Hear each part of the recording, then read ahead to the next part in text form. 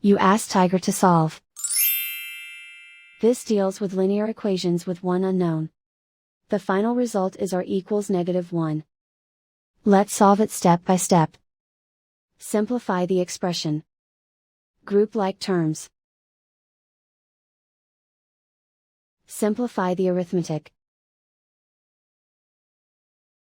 Group all r terms on the left side of the equation. Add 17r to both sides. Group like terms. Simplify the arithmetic.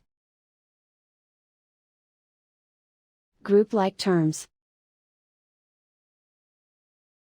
Simplify the arithmetic.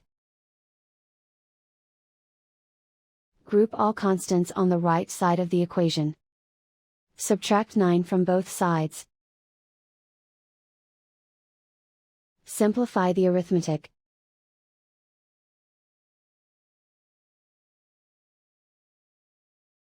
Isolate the r.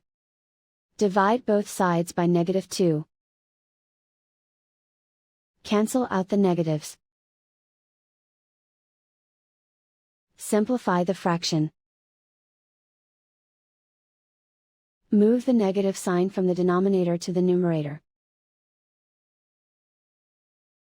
Simplify the fraction.